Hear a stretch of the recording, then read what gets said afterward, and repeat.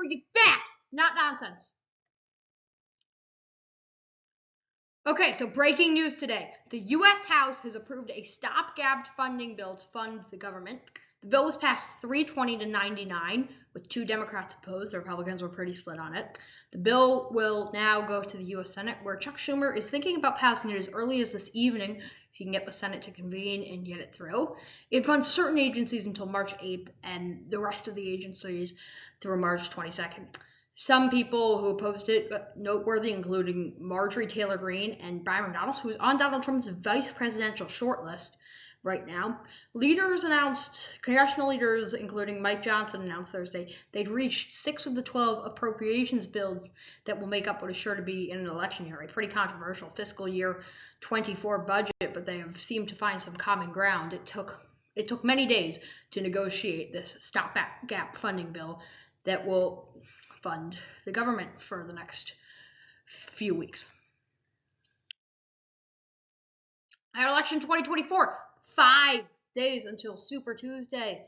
So this is kind of a more Senate thingy. So generic ballot polling, it's dead even after the last few days. The Democrats seem to be getting a bit more favorable and stuff. So the FNN U.S. Senate map, I won't go through the full list of states, but there are some things that I want to point out. Joe Manchin is retiring at 76 years old, and Matt is almost securely a flip red. John Tester. So he is a Democratic senator from Montana, extremely rare. But John Tester has probably met everybody in Montana about 2 times over at this point. People in Montana, I think that seat goes to him, but it's still a toss-up at this point. Ditto with Sherrod Brown, more of a red-leaning state, but he's very popular in Ohio.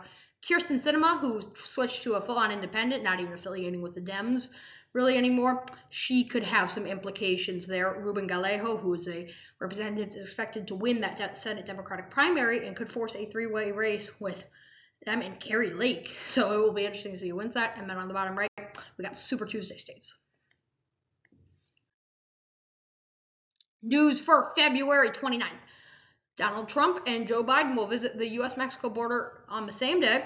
That day is today. Trump is touring with Texas Governor Greg Abbott in Eagle Pass region, kind of really in the south part of Texas-Canada border.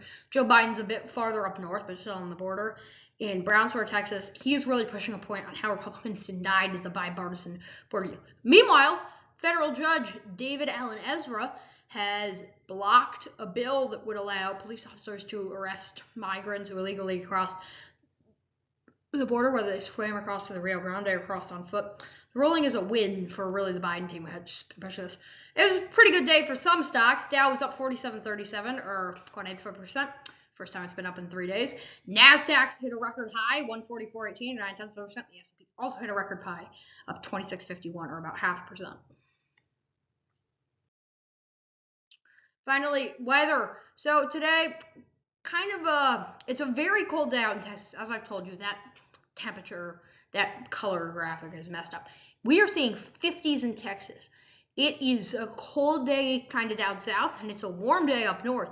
It is warmer in Minot, North Dakota than it is in San Antonio, Texas. That's extremely warm. Ditto with tomorrow. It's going to be warmer in New York City than it is Atlanta, or it'll be right double. Meanwhile, the heat kind of returns to southwest. As a storm pushes into the Pacific Northwest, we will see that storm could bring up to 2 feet of snow in the Pacific Northwest. There's going to be a widespread rain event or along the east, kind of similar to what we saw last night, but that's coming in the next 48 hours. But tomorrow, that storm will start to get over to the west coast. This has been FNN where you get facts, not nonsense. Thanks for watching.